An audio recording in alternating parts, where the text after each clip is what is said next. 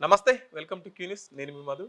మిత్రులారా, మొన్న కౌన్సిల్లో కల్వకుంట్ల కవిత గారు ఏడుస్తూ ఏడుస్తూ మాట్లాడినారు. ఏమనంటే బీఆర్ఎస్ పార్టీలో అసలు ప్రజాస్వామ్యం లేదు, అంబేద్కర్ స్టాచ్యూ దగ్గర నుండి అమరవీరుల స్తూపం వరకు కలెక్టరేట్ల మీద చాలా చోట్ల దోపిడీ జరిగిందని చెప్పేసి మాట్లాడినారు. సో అసలు బీఆర్ఎస్ పార్టీలో ప్రజాస్వామ్యమే లేదని మాట్లాడారు. దానికి సంబంధించి మనతో పాటు చర్చించడానికి ఆలేరు మాజీ ఎమ్మెల్యే గొంగిడి సునీత గారు ఉన్నారు. మేడం, కవిత గారిని ఎందుకు అట్లా ఏడిపిస్తున్నారు బీఆర్ఎస్ పార్టీ వాళ్ళు? ఆమె బీఆర్ఎస్ పార్టీ నాయకులను ఏడిపిస్తోంది. మా బీఆర్ఎస్ పార్టీ స్థాపకులు కేసీఆర్ గారిని ఏడిపిస్తోంది. కన్న తండ్రి అనే విచక్షణ కూడా లేకుండా వారిని బాగా మనోవేదనకు గురి చేస్తూ ఉన్నారు. ఈరోజు నేను ఒకటే మాట మిమ్మల్ని అడగదలుచుకున్నా మీడియా ద్వారా. మరి దేని గురించి కంటతడి పెట్టారు అని అడుగుతాను. వాస్తవంగా వారు ఎమ్మెల్సీగా 4 నెలల క్రితం రిజైన్ చేశారు. రిజైన్ చేసిన తర్వాత వారు మనస్ఫూర్తిగా రిజైన్ చేసి ఉంటే, బీఆర్ఎస్ పార్టీ ఇచ్చిన ఎమ్మెల్సీ పార్టీ నాకు పదవి నాకు వద్దనుకొని రిజైన్ చేసి ఉంటే మళ్ళీ తన కౌన్సిల్కి రాకూడదు. మీరు యాక్సెప్ట్ చేయలేదు కాబట్టి వచ్చిన అంటే that is not the reason. అది మీరు బీఆర్ఎస్ పార్టీలో సస్పెండ్ అయ్యి వెళ్ళిపోయిన తర్వాత, మీరు రాజీనామా ఇచ్చిన తర్వాత మళ్ళీ మీరు కౌన్సిల్కి రావాల్సిన అవసరమే లేదు. 100% కంప్లీట్ డ్రామా. మొన్న తను కౌన్సిల్లో మాట్లాడినంతా కూడా డ్రామానే. ఎందుకు ఈ మాట అంటున్నానంటే, మీరు మళ్ళొక్కసారి ఆ వీడియో చూడండి, వీలైతే ఆ వీడియో చూడండి. ఆ వీడియోలో తను కొన్ని పత్రాలు పట్టుకొని మాట్లాడింది. అంటే ఫుల్గా ప్రిపేర్ అయ్యి వచ్చింది. ఈ వేదిక ద్వారా నేను వినియోగించుకొని బీఆర్ఎస్ పార్టీని, కేసీఆర్ గారిని 4 మాటలు అనే ఉద్దేశంతోనే వచ్చింది. మమ్మల్ని బ్లేమ్ చేయడానికి, మా పార్టీని డిగ్రేడ్ చేయడానికి వచ్చింది తను. ఎందుకంటే తను రాసుకొచ్చిన పత్రాలు తను చదువుతుంటే అన్నీ అర్థమైపోతా ఉన్నాయి కదా. చాలా పర్ఫెక్ట్గా ప్రిపేర్ అయ్యి వచ్చింది. ఇంకొక మాట ఏంటంటే, కౌన్సిల్లో చైర్మన్ గారు అసలు ఎవరికి కూడా అంత టైం ఇయ్యరు. ముఖ్యంగా పర్సనల్ విషయాలు మాట్లాడుకునేటప్పుడు అసలే టైం ఇయ్యరు.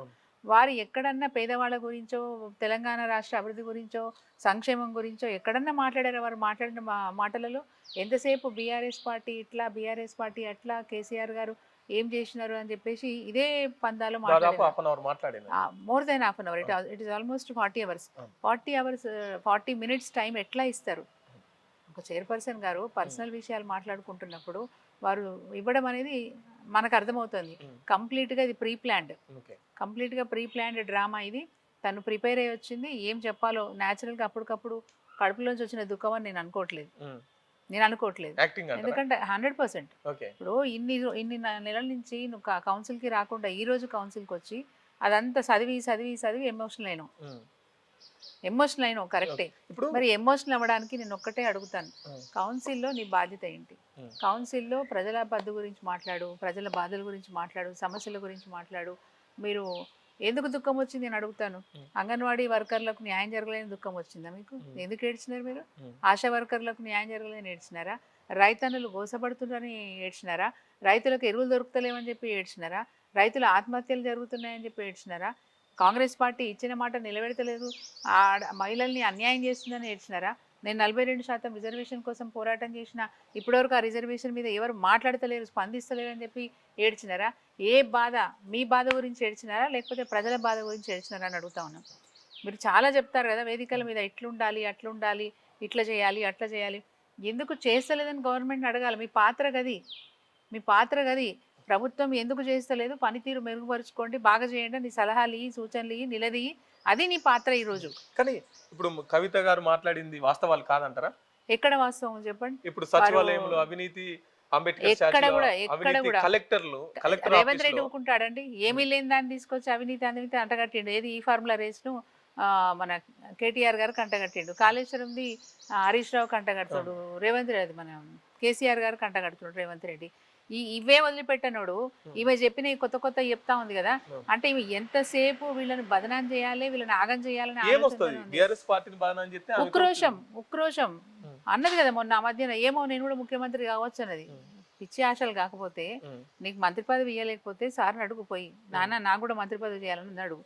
ఆడ అవకాశాలను బట్టి వీళ్ళని బట్టి నీకు కూడా అవకాశం కల్పిస్తారు. అంత మాత్రాన 100% మంత్రి పదవి ఇవ్వనందుకని నేను అనుకుంటున్నా. దానికి తోడు తను లిక్కర్ కేసులో ఇరికిపోయింది. అవును. ఆ లిక్కర్ కేసులోంచి బయటపడాలంటే అటు బీజేపీకి అంటగాగుతూ తన కేసును తీపిచేసుకోవాలనే ప్రయత్నం మొదట్లో చేసిందని మేము అనుకున్నాం. రాను రాను రేవంత్ రెడ్డి గారు అది అడ్వాంటేజ్ తీసుకొని తన పరిధిలోకి ఆమెను తీసేసుకొని ఇప్పుడు ఆమె చేత నాటకాలు ఆడిపిస్తున్నాడు, బీఆర్ఎస్ పార్టీని తిట్టిపిస్తున్నాడు. ఈమె ఆయన చెప్పినట్టు ఆడుతుంది, కీలుబొమ్మలాగా ఆట ఆడుతుందని చెప్పుకుంటున్నాను. అంటే యాదగిరిగుట్ట లక్ష్మీ నరసింహ స్వామి నొట్టేసి పిల్లల మీద నొట్టేసి నాకు ఆస్తుల గురించి కానీ ఇంకా వేరే విధమైన పంచాయతీలు కాదు, ఆమె ఎక్కడ నాది ఓన్లీ ఆత్మగౌరవ పంచాయతీ అంటున్నది కదా. ఇప్పుడు కవిత గారు ఎక్కడ ఆ పదం వాడినరు, మాది ఆస్తుల పంచాయతీ కాదు అనే విషయం మీద స్వామివారి మీద ఒట్టు, పిల్లల మీద ఒట్టు అన్నారు. వాస్తవం ఇది ఆస్తి పంచాయతీ ఏం కాదు. తను ఏదో చెప్తున్నారు కదా సెల్ఫ్ రెస్పెక్ట్, ఆ సెల్ఫ్ రెస్పెక్ట్ ఆత్మగౌరవం గురించి కూడా కాదు. కేవలం తనకు ఆశ ఉన్నది, పదవులు రావాలని ఆశ ఉంది, మంత్రి కావాలనుకున్నది. ఇక్కడ అవకాశాలు లేవని అర్థమైపోయింది. ఇక్కడ అవకాశాలు లేవని అర్థమైపోయింది కాబట్టి ఏదో రకంగా నేను పార్టీ నుంచి బయటకు వచ్చినప్పుడు పార్టీని గట్టిగానే బదనాం చేయాలి, రేవంత్ రెడ్డి గారు నాకు ఇచ్చిన టాస్క్ను పూర్తి చేయాలనే ఉద్దేశంతో ముందుకు పోతాను. సరే రేవంత్ రెడ్డి గారు ఎట్లా చెప్తే అట్లా మాట్లాడుతుందని మేము అనుకుంటా ఉన్నాం. నిన్న తన పేపర్లు ఇట్లా తిరిగేస్తూ మాట్లాడిన మాటలన్నీ కూడా మేము చాలా స్పష్టంగా చూసినాం. బాజాబ్తా బీఆర్ఎస్ పార్టీని టార్గెట్ చేసుకున్న మా శత్రువులు అయితే ఉన్నారో ఆ శత్రువులతో మీరు చేయగలిపింది. వాళ్ళు ఎట్లా ఆడిస్తే అట్లా ఆడుతుంది. నేను నిన్న మాట్లాడి బయటకు వచ్చిన తర్వాత ఆమె మీద గురించి ఎంతమంది నాకు ఎన్ని రకాలుగా ఫోన్ చేసి తెలుసా. ఆమె 1000 కోట్ల బిల్లు ఇప్పించుకుంది అంటే ఇప్పటిదాకా గమ్మునున్న వాళ్ళు కూడా ఇప్పుడు అక్కసు వెళ్ళబోస్తున్నారు. ఆమె కౌన్సిల్లో ఎప్పుడైతే అట్లా బ్యాడ్గా మాట్లాడిందో కేసీఆర్ గారి గురించి అందరు అక్కసు వెళ్ళబోస్తున్నారు. రకరకాలుగా ఆమె మీద కంప్లైంట్ చెప్తారు. ఇన్ని రోజులు మీరు లిక్కర్ కేసులో కవిత ప్రమేయం లేదు, కవిత మీద వచ్చేటి అన్ని ఆరోపణలే అని చెప్పేసి మాట్లాడినారు. ఇప్పుడు ఏమంటున్నారు అంటే అదే లక్ష్మీ నరసింహస్వామి నొట్టేసి పిల్లల మీద నొట్టేసి అందులో నిజం లేదా అని చెప్పేసి మాట్లాడుతున్నారు. అప్పుడు అబద్ధమైంది, ఇప్పుడు నిజం ఎట్లయితుంది? మేమనలేదు అన్నమాట. మేము అంటలేదు, ఇప్పుడు కూడా మేము అంటున్నాం తను చేసిందని మేము చెప్పట్లేదు. తను ఉండొచ్చు ఉండకపోవచ్చు మాకు తెలియదు, మేము నమ్ముతున్నాం తను అట్లాంటి పనులు చేయదని నమ్ముతున్నాం, ఇప్పుడు కూడా నమ్ముతున్నాం. ఇక బీజేపీ పార్టీకి అలవాటు దేశవ్యాప్తంగా అనేక మంది నాయకులు, అనేక రీజనల్ పార్టీస్ నాయకులు వాళ్లకు లొంగి రాకపోతే చాలా మంది నాయకుల మీద ఇట్లాంటి అభియోగాలు, పనికిరాని అభియోగాలు పెట్టి ఈడీ కేసులు పెట్టి వాళ్ళని టార్చర్ పెట్టి ఆ తర్వాత వాళ్ళు లొంగిపోయినాక తెల్లారో లొంగిపోయినాక very next day ED case ఎత్తేస్తారు. ఇది ఆనవాయితీ బీజేపీకి ఉన్న అలవాటు. ఆ అలవాటు ప్రకారం కవిత గారి మీద కూడా కేసు పెట్టినని మేము భావిస్తా ఉన్నాం. మరి కవిత గారు ఉన్నారా లేదా అనేది పక్కన పెడితే కవిత గారు అంటించిన అగ్గి అది ఆపును కూడా ఆగం చేసింది, ఆ పార్టీని కూడా ఆగం చేసింది. వాస్తవమా కాదా? ఇది ఆ పార్టీని కూడా ఆగం చేసింది. ఈమె ఎందుకు వెళ్ళింది, ఎందుకు వచ్చింది అనేది తెలియదు. ఈరోజు ఇంకో ప్రశ్న కూడా ఉత్పన్నం అవుతా ఉంది. మరి పేద ప్రజలకు నా దగ్గరకు వచ్చేవాళ్ళు, కాంట్రాక్టర్లు నా దగ్గరకు వచ్చేవాళ్ళు కాదు, నేను ఇలాంటి పైరవీలు చేయలేదు, నా భర్త కానీ నేను కానీ మేము ఏమీ అడగలేదని చెప్పినారు కదా. మరి ప్రతిసారి మీరు ప్రైవేట్ చార్టర్డ్ ఫ్లైట్లో ఢిల్లీకి ఎట్లా వెళ్ళారు? ఏ పేద ప్రజలు మీకు ఫ్లైట్ బుక్ చేసినారని అడగాల్సి వస్తుంది కదా. ఇప్పుడు జూబ్లీహిల్స్ లో ఇల్లు తర్వాత పక్కనే ఆస్తుల గురించి నేను మాట్లాడదలుచుకోలేదు. ఎందుకంటే వాళ్ళ భర్త సంపాదిస్తున్నారు, ఆయన రియల్ ఎస్టేట్ రంగంలో ఉన్నారు, కాంట్రాక్టరు. సో రకరకాలుగా వాళ్ళకు అవకాశాలు ఉన్నాయి. తను కూడా రాజకీయాల్లోకి రాకముందు మరి యుఎస్ లో ఉద్యోగం చేసుకొని వచ్చింది, ఇక్కడికి వచ్చిన తర్వాత వ్యాపారాలు తను కూడా చేసింది.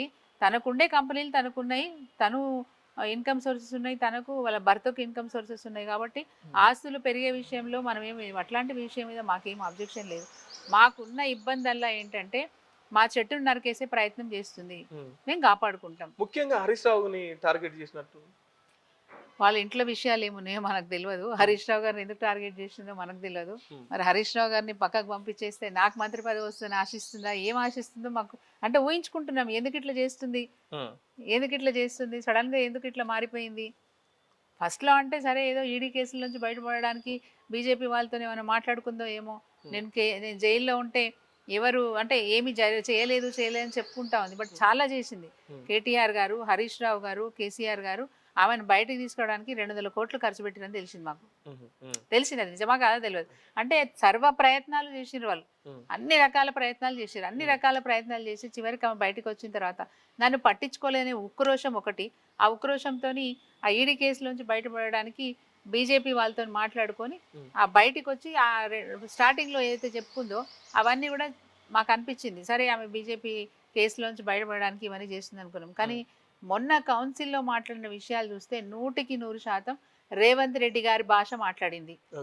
రేవంత్ రెడ్డి గారి స్క్రిప్టే మాట్లాడింది. ఉమ్, ఎందుకంటే పేపర్లు తిరిగేస్తూ మాట్లాడుతుంటే చాలా స్పష్టంగా అర్థమైంది తను మాట్లాడేదంతా కూడా ప్రిపేర్ అయ్యి వచ్చారు. బీఆర్ఎస్ని ఎట్లా టార్గెట్ చేసుకొని మాట్లాడాలి, ఎక్కడ అవినీతి జరిగిందని చెప్తే అది వింటారు జనం అనేది. తర్వాత కేసీఆర్ గారిని కూడా దుర్భాషలు ఆడడం అనేది ఒక కన్న తండ్రి నిండు సభలో కేసీఆర్ గారు అంటే తెలంగాణ ప్రజలు చూస్తారనే సోయి ఉండదా? ఇప్పుడు తనకు అందరికంటే ఎక్కువగా కేసీఆర్ ని కలిసే అవకాశం ఉంటుంది కదా, ఇటువంటి విషయాల్ని పార్టీ అధికారంలో ఉన్నప్పుడు మీ మీ దృష్టికి కానీ పార్టీ దృష్టికి కానీ తీసుకొని వచ్చినారా? అంటే వాస్తవం అండి, కేసీఆర్ గారికి చాలా చనువు.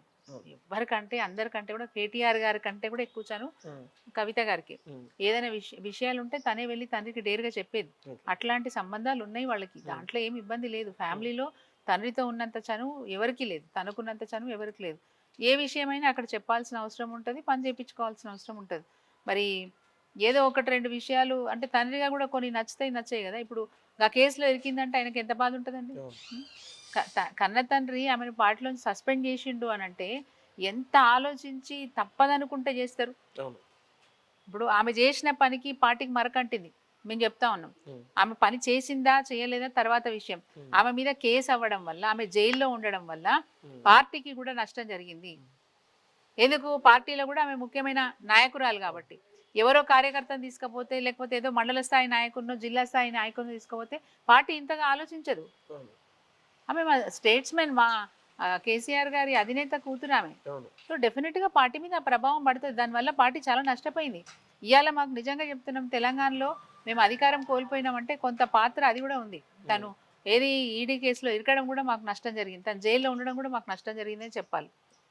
ఇప్పుడు కవిత గారు బీజేపీ వదిలిన బాణమా, కాంగ్రెస్ వదిలిన బాణమా, లేకపోతే బీఆర్ఎస్ కావాలని ఇటువంటి స్టార్టింగ్ లో ఆరోపణలు అంటే చేపిస్తుంది? మా ఊహనే అనుకోండి. మా ఆలోచన ఏంటంటే స్టార్టింగ్ లో తను బయటికి వచ్చి మాట్లాడినప్పుడు, ఉమ్, అంటే పార్టీకి వ్యతిరేకంగా మాట్లాడినప్పుడు బీజేపీ వాళ్ళ సహకారం తీసుకొని తన కేసులు కొట్టేయించుకోవడానికి చేస్తున్న ప్రయత్నం అనుకున్నాం మేము. కానీ ఇప్పుడు రోజు రోజుకి ఆమె మితిమీరిన మాటలు, ఉమ్, ఆమె చర్యలు ఇవన్నీ చూస్తూ ఉంటే డెఫినెట్గా ఇప్పుడు రేవంత్ రెడ్డి గారు ట్రాప్లో ఉంది తనని మేము అనుకుంటున్నాం. ఓకే. 8 సంవత్సరాల నుంచి స్వతంత్రంగా ఒక సంఘాన్ని నడిపిస్తున్న, బతుకమ్మ తెలంగాణ వచ్చిన తర్వాత తొలి బతుకమ్మ ఎత్తింది నేనే అని చెప్పేసి మాట్లాడుతున్నాను. తెలంగాణ వచ్చిన తర్వాత తొలి బతుకమ్మ ఏంది, తెలంగాణ రాకముందు కూడా బతుకమ్మ ఉంది. అవును. తరతరాల నుంచి, ముత్తాతల నుంచి, ఎప్పటి నుంచో 100 ఏళ్ల నుంచి బతుకమ్మ ఉంది. కాకపోతే ఆ బతుకమ్మకు ప్రపంచవ్యాప్తంగా అంటే ప్రపంచవ్యాప్తి పండగని ప్రపంచవ్యాప్తి చేసిన ఘనత కవిత గారికి దక్కుతుంది. అది నేను ఇప్పటికీ ఒప్పుకుంటా. కవిత గారి పట్ల నాకు ఎందుకు గౌరవం అంటే, నేను ఎప్పుడు కూడా ఎక్కడ కూడా ఆమెను అభినందించేదాన్ని. ఎందుకు?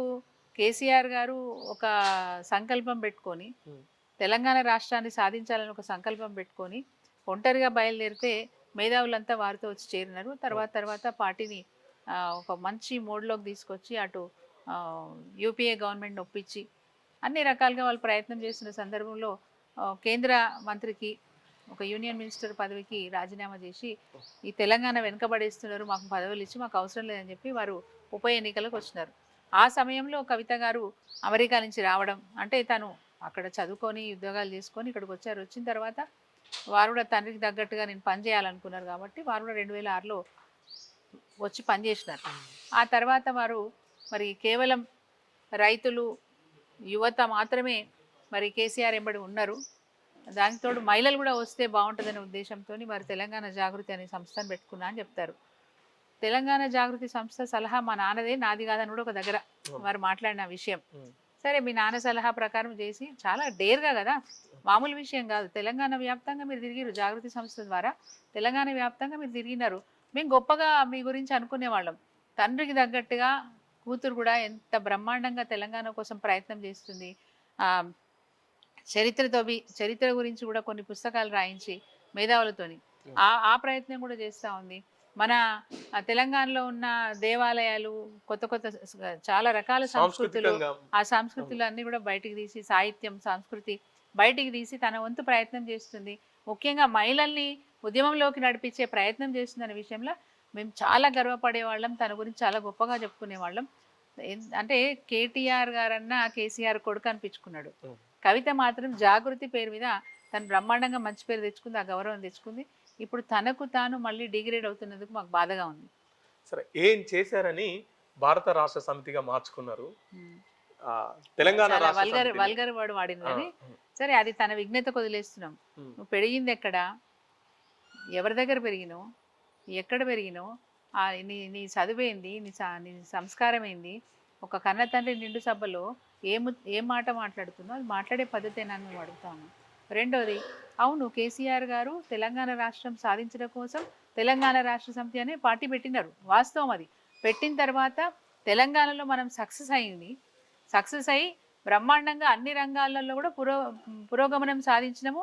అక్కడ మనకు కాగ్ రిపోర్ట్ కానీ, పార్లమెంట్లో కానీ, కేంద్ర ప్రభుత్వంలో కానీ అనేక రంగాల మీద తెలంగాణ మంచి ప్రగతి సాధిస్తుందని చెప్పి మనకు కితాబు ఇవ్వడం, అవార్డులు ఇవ్వడం, అనేక రంగాల్లో మనం ఎంత గొప్పగా మరి ప్రగతి సాధించినామో తెలుసు మనకు. అదే కోణంలో ఒకవైపు కేంద్ర ప్రభుత్వం మనకు సహకరించకపోవడం, మరి దేశవ్యాప్తంగా ప్రాంతీయ పార్టీలను అనగదొక్కే ప్రయత్నం బీజేపీ పార్టీ చేయడం, తద్వారా అనేక ఇబ్బందులు రావడం, మరి ఏది ప్రాంతీయ పార్టీలు ఏలుతున్న రాష్ట్రాల మీద వారు చిన్న చూపు చూడడం వల్ల కేసీఆర్ గారు దేశంలో ఉన్న ప్రాంతీయ పార్టీలన్నింటినీ సంప్రదించి మనం అందరం కలిసికట్టుగా ముందుకెళ్తే తప్పకుండా నరేంద్ర మోడీ గారికి బుద్ధి చెప్పొచ్చు, మన రాష్ట్రాలకి హక్కు వాటాగా రావాల్సిన నిధులు తీసుకురావచ్చు అని చెప్పి వారు ప్రయత్నం చేసినారు. దాంతోపాటు వారికి ఇంకొక ఆలోచన కూడా వచ్చింది. దేశంలో ఉన్న నదులను అనుసంధానం చేసుకుంటూ ఇంకా దేశంలో ఇంకా బాగా వ్యవసాయం పెంచుకునే అవకాశం ఉంది, వీళ్ళు వాడుకుంటలేరు, ఈవెన్ పవర్ జనరేషన్లో కూడా శ్రద్ధ పెడతలేరు అనేది కేసీఆర్ గారికి ఉన్న ఆలోచన. అంటే తెలంగాణ ఎట్లయితే దేశానికి రోల్ మోడల్గా నిలిచిందో ఇవన్నీ కూడా దేశవ్యాప్తంగా జరుగుతుందనే ఒక ఆలోచన. కానీ తనకు తానుగా ఇతర రాష్ట్రాల్లో వెళ్ళి పనిచేయాలంటే కష్టం కాబట్టి వారు మరి మన పార్టీని జాతీయ పార్టీగా మార్చాలనే ఉద్దేశంతో, ఎందుకంటే దేశవ్యాప్తంగా కూడా మార్పు తీసుకోవాలనే ఆలోచన ఉండే. దానికి అందుకు తగ్గట్టుగా పార్టీలో ముఖ్య నాయకులు అందరితో మాట్లాడుకున్నారు. పార్టీలో ఒక పద్ధతి ఉంటుందండి, ఏదైనా కానీ జనరల్ బాడీ మీటింగ్లో పెడతారు, దానికి సంబంధించిన నిర్ణయం తీసుకున్న తర్వాతనే ప్రకటిస్తారు. కేసీఆర్ గారు కూడా అదే పని చేసినారు. మనం జాతీయ రాజకీయాల్లోకి పోయినప్పుడు తెలంగాణ రాష్ట్ర సమితి అంటే బాగుండదు కాబట్టి మనం భారత రాష్ట్ర సమితి అని పోదామని చెప్పేసి అందరి సమక్షంలో ఒక తీర్మానం ప్రకారమే జరిగింది. అది ఆషామాషిగా ఏం జరగలేదు. మరి వారు కూడా జనరల్ బాడీలో మెంబరే. 100% తప్పు, 100% తప్పు. తను ఉన్నదనడానికి మా దగ్గర సాక్ష్యాలు ఉన్నాయి, లేదనడానికి సాక్ష్యాలు ఏమన్నాడు తను చెప్పమనండి. అదొక్కటే కాదు, భారత రాష్ట్ర సమితి స్థాపించిన తర్వాత కేసీఆర్ గారు వేరే రాష్ట్రాల్లో భారత రాష్ట్ర సమితి సమావేశాలు పెడితే తను డయస్ మీద ఉంది. వ్యతిరేకించినప్పుడు నువ్వు వెళ్ళొద్దు కదా. వేరే రాష్ట్రాల్లో మీరు భారత రాష్ట్ర సమితి తరఫున వేదికల మీద మీరు ఎట్లున్నారు? తనతో పాటు మిగతా రాష్ట్రాలు పోయినారు కదా, మిగతా రాష్ట్రాలు పోయి భారత రాష్ట్ర సమితి తర్వాత మాట్లాడినారు కదా.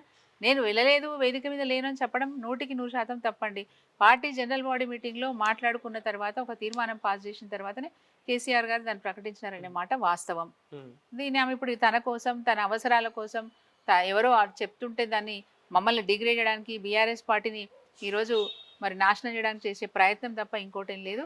ఈ కుట్రలో ఆమె ఎన్నన్నా మాట్లాడొచ్చు, ఏదన్నా మాట్లాడొచ్చు, కానీ ఇంత పెద్ద వృక్షం అండి ఇది, మర్రి ఊడల్లాగా ఎక్కడికక్కడ మాట్లాడేది ప్రధానంగా ఏంటంటే హరీష్ రావు గారు రేవంత్ రెడ్డితోని కుమ్మక్కైనారు. హరీష్ రావు గారు పార్టీని ముంచేస్తున్నాడు, ఇది గుర్తించండి నాన్న, ఇది గుర్తించండి అన్న అని చెప్పేసి చెప్తున్నారు. మీరు రకరకాలు మాట్లాడతారండి. గతంలోనేమో 2018లోనేమో హరీష్ రావు గారు బీజేపీతో కుమ్మక్కైరని చెప్పారు, ఇప్పుడేమో హరీష్ రావు గారు రేవంత్ రెడ్డితో కుమ్మక్కైరని చెప్పారు. నిజంగా ఈ 2 సార్లు హరీష్ రావు గారు కుమ్మక్కైతే మరి మీరు మాట్లాడుతున్నారా ఇంటి గురించి? బయటికి వెళ్ళి మీరు మాట్లాడుతున్నారా, హరీష్ రావు గారు మాట్లాడుతున్నారా? ఎందుకు హరీష్ రావు గారు ఒక్కసారి కూడా స్పందిస్తలేరు కవిత వ్యాఖ్యల పైన? ఇప్పుడు వారికి ఇప్పుడు కూడా ఏంటంటే ఆ రక్త సంబంధం ఇంకా ఉంది, వారికి ఆ మనసులో ఉంది. ఎంతైనా నాకు కజనే కదా, మా వాళ్లే కదా, నేను ఎందుకు మాట్లాడాలా, నా మీద నిందలేస్తుంది, తెలిసి తెలియకేస్తుంది, ఎప్పుడో ఒకప్పుడు తెలుసుకున్నప్పుడు మాట్లాడతారులే అన్నట్టు ఉంటది. ఈవెన్ హరీష్ రావు గారు ఏది మాట్లాడాలన్నా వాళ్ళ ఇంట్లో అందరికంటే మోర్ డిసిప్లిన్ హరీష్ రావు గారు.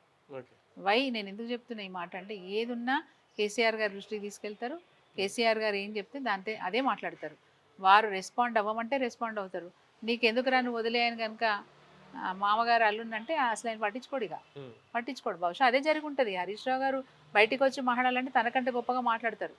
కవిత గారు చేసిన తప్పుల గురించి కూడా మాట్లాడుతుండొచ్చు, తెలియదు. కానీ వాళ్ళ నాన్న పర్మిషన్ లేకుండా, కేసీఆర్ గారు పర్మిషన్ లేకుండా వారు నోరు విప్పరు.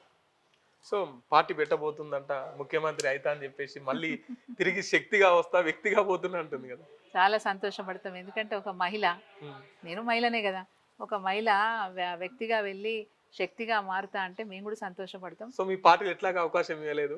మా పార్టీలో అవకాశాలు ఆమె ఊహించిన దానికంటే, ఆమె స్థాయి కంటే ఎక్కువ ఇచ్చినారు. ఎందుకు ఈ మాట చెప్తున్నా అంటే 2006లో వచ్చిన తర్వాత ఉమ్. 2009లో తనకి పార్లమెంట్ 2014లో పార్లమెంట్ మెంబర్గా అవకాశం ఇచ్చినారు. ఇచ్చినప్పుడు సరే కష్టపడి గెలిపించుకున్నాము. ఆ రోజు పార్లమెంట్ మెంబర్గా తన రోల్ తను బాగానే పనిచేసింది, తానులేం లేదు. 2018 వచ్చేసరికి ఓడిపోయినారు. ఓడిపోతే ఎమ్మెల్యేల కారణం నన్ను పక్కకు పెట్టేసారు, నన్ను చూడలేదంటే నీతో పాటు చాలామంది ఓడిపోయినారు. భువనగిరి ఎంపీ ఓడిపోయినారు, నల్గొండ ఎంపీ ఓడిపోయినారు. సీనియర్ నాయకులు కేసీఆర్ గారి వెంబడ పార్టీ పెట్టక ముందు నుంచి ఉన్న నాయకులు బోయినపల్లి వినోద్ కుమార్ గారు కూడా ఓడిపోయినారు, రంజిత్ రెడ్డి ఓడిపోయినారు, చాలామంది ఓడిపోయినారు. అవును. అంతమంది ఓడిపోయిన సీనియర్ నాయకుడు బోయినపల్లి వినోద్ కుమార్ గారిని పక్కకు పెట్టి మీకు ఎమ్మెల్సీ పదవి ఇచ్చినారు కదా కేసీఆర్ గారు. నీ బాధ చూడలేక ఉమ్. నువ్వు అలిగి ఏడ్చి ఉమ్. తండ్రి దగ్గర నువ్వు ఎమ్మెల్సీ పదవి తీసుకొని నేను ఎప్పుడు అడగకపోయినా నాకు పదవులు ఇచ్చారని చెప్పి స్టేట్మెంట్ ఇచ్చేసినావు. దీనికి రుజువు ఏముంటుంది?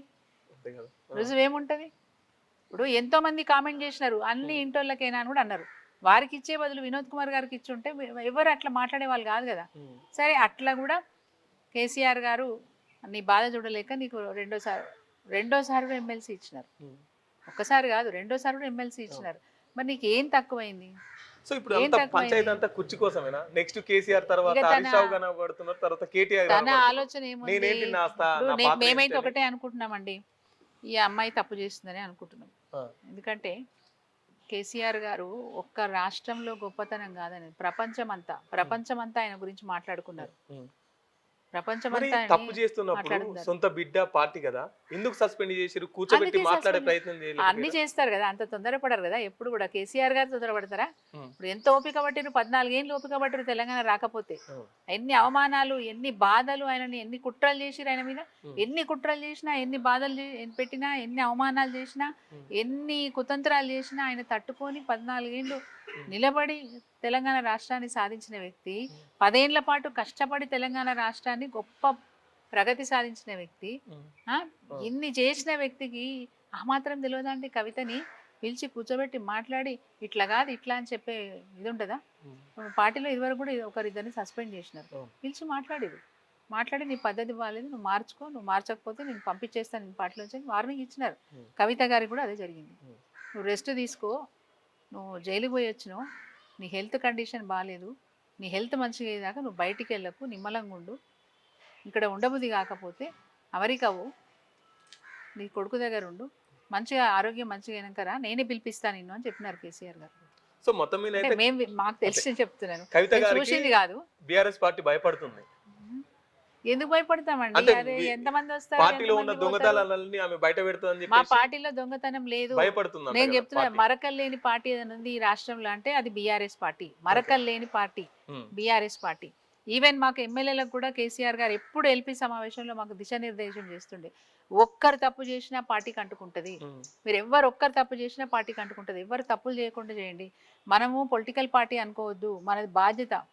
తెలంగాణ తెచ్చింది మనం ఎట్లా తెచ్చినామో తెచ్చింది మనమే, నిలబెట్టుకునే బాధ్యత మనదే. ఎవ్వరు తప్పు చేయొద్దని చెప్పి చాలా సీరియస్గా నేను పేరు చెప్పాను. కానీ ఒక ఎమ్మెల్యేను సభలో, ఎల్పీ అంటే మాకు ఎమ్మెల్సీలు, ఎంపీలు, ఎమ్మెల్యేలు, జిల్లా పరిషత్ చైర్మన్లు, మేయర్, ఇంతమంది ఉంటారు.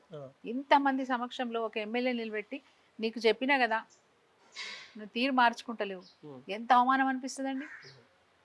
బాగా రేషంగా అడిగితే ఆరోజు రాజీనామా పెడతాడు ఎమ్మెల్యేని అంతమంది ముందు లేపి నిలబెట్టి నీకు ఇదివరకే నేను చెప్పినా మార్చుకోమని చెప్పినా నువ్వు మారతలేవు, నువ్వు మారకపోతే నువ్వే ఆగమవుతావు, నీ ఇష్టం, నేను చెప్తా, ఒకసారి చెప్తా, 2 సార్లు చెప్తా, ఆ తర్వాత తప్పదనుకుంటే పక్కకు పెట్టవలసి వస్తుంది.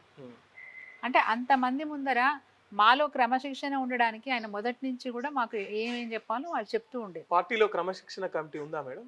లేకపోతే కవిత గారి కోసమే నైట్ ఎప్పుడు ఉంది క్రమశిక్షణ కమిటీ, ఎప్పుడు ఉంది. ఆ కమిటీ నిర్ణయం మేరకు ఏది అంటే కమిటీ చర్చించుకొని ఏమేమి తప్పులు ఒప్పులు ఉన్నాయో అధ్యక్షుల వారికి చెప్తుంది. మళ్ళీ అధ్యక్షుల వారు వీళ్ళంతా కూర్చొని మాట్లాడి నిర్ణయం తీసుకోవడం అనేది జరుగుతుంది. ఇప్పుడు కాదు, ఎప్పుడు ఉంటుంది ఇది. తనకి ఏమీ తెలియనట్టు, కొత్తగా ఇవాళనే నేర్చుకుంటున్నట్టు కవిత గారు మాట్లాడడం చాలా విడ్డూరం. ఎందుకంటే పార్టీలో ఎట్లాంటి విధానాలు ఉన్నాయి, ఏం చేస్తారు, ఏందనేది తనకు అన్నీ తెలుసు. తను తెలియకుండా ఏమీ లేదు. మరి అనేక విషయాల్లో తప్పులు చేస్తూ తప్పుగా మాట్లాడుతూ ఈరోజు తనకు తానే డిగ్రేడ్ అవ్వడానికి మేము చాలా బాధపడుతున్నాం. ఒక టాలెంట్ ఉన్న అమ్మాయి, ధైర్యం ఉన్న అమ్మాయి, మంచిగా ఎదగడానికి అవకాశాలు ఉన్న అమ్మాయి ఈరోజు తనకు తాను తక్కువ చేసుకుంటుందని అనిపిస్తుంది. ఓకే, చివరిగా ఈ అంశంలో తెలంగాణ సమాజాన్ని కానీ అటు గవర్నమెంట్ కానీ కవిత గారికి కానీ ఏం చెప్పాలనుకుంటున్నారు? కవిత గారు ఇప్పుడైనా మీరు ఇతర పార్టీ ట్రాప్లోంచి బయటపడండి. ఒకవేళ మీకు సొంతంగా పార్టీ పెట్టుకొని ముందుకెళ్ళాలని మీకుంటే సంతోషిస్తాము. ఆ భగవంతుడి ఆశీర్వాదం మీకు ఉండాలని మేము కోరుకుంటాము. కానీ ఈరోజు బీఆర్ఎస్ పార్టీని దిగజార్చడానికి, బీఆర్ఎస్ పార్టీని మరి ఈరోజు డ్యామేజ్ చేయడానికి మీరు చేస్తున్న ప్రయత్నం మంచిది కాదని చెప్తా ఉన్నాం. గతంలో మీతో కలిసి పనిచేసినాం. మరి ఆ ఆ, అనుబంధంతో చెప్తా ఉన్నాం. మీ కుటుంబ సభ్యురాలుగా నన్ను ఎప్పుడు కూడా చూసుకున్నారు. ఆ అనుబంధంతో చెప్తా ఉన్నాను. దయచేసి ఇప్పటికైనా మీరు మారండి. మీరు మీరు ఇప్పటికైనా ఒక పార్టీ పెట్టుకొని నడిపించుకోండి. చాలా బాగుంటుంది. మీకు గౌరవం పెరుగుతుంది. దానివల్ల గౌరవం పెరుగుతుంది తప్ప ఈ విధంగా మీరు బీఆర్ఎస్ పార్టీని టార్గెట్ చేసుకోవడం, ముఖ్యంగా నా నాన్నని ఇబ్బంది పెట్టకండి. నాన్న ఇప్పటికే చాలా బాధపడతా ఉన్నారు. అటు అధికారం పోయిన తర్వాత కొంత బాధ ఉంటే, శారీరకంగా తనకు యాక్సిడెంట్ వల్ల జరిగిన ఆ కాలుకు జరిగిన ఇబ్బందితో కొంత బాధ ఉంటే, ఆ తర్వాత మీరు జైలు పాల్పడడం అదో పెద్ద బాధ. మీరు బయటకు వచ్చి మళ్ళీ నాన్న మాటలు మాట్లాడడం అది ఇంకా పెద్ద బాధ. లెటర్ గురించి మీకు మీరే బయట పెట్టుకున్నది బయట అందరూ అనుకుంటున్నమాట. సో ఇన్ని విషయాలు జరుగుతూ ఉన్నప్పుడు మీ నాన్నగారు ఎంత బాధపడుతున్నారు అనేది మీరు ఆలోచించండి. మానసికంగా వారిని ఎంత క్షోభకు గురి చేస్తున్నారు మీరు ఆలోచించండి. ఇప్పటికైనా మీరు దయచేసి బీఆర్ఎస్ పార్టీ ఒక కుటుంబం లాగా పనిచేస్తుంది, క్రమశిక్షణతో పనిచేస్తుంది. ఎక్కడ అవినీతి జరగలేదని మీ మనసు కూడా తెలుసు. లేని అవినీతిలో అంటగట్టడానికి ప్రయత్నం చేసి అటు తప్పుదోవలో పోతున్న కాంగ్రెస్ పార్టీ, ఈ రాష్ట్రాన్ని ఆగం చేస్తున్న కాంగ్రెస్ పార్టీకి మీరు ఇంకా వారిని ఎంకరేజ్ చేస్తూ ఊతమిస్తూ వెళ్తున్నట్టుగా అనిపిస్తుంది. ఈ బీఆర్ఎస్ పార్టీలో ఏ నాయకుడు కూడా ఇప్పటి వరకు అవినీతికి పాల్పడలేదు. అనవసరంగా మీరు బీఆర్ఎస్ పార్టీని బదనాం చేయొద్దని చెప్పి మీకు రిక్వెస్ట్ చేస్తూ, జై తెలంగాణ. చూసారు కదండి, ఇది వాళ్ళ స్పెషల్ ఇంటర్వ్యూ. చూస్తూనే ఉండండి క్యూ న్యూస్. Thank you.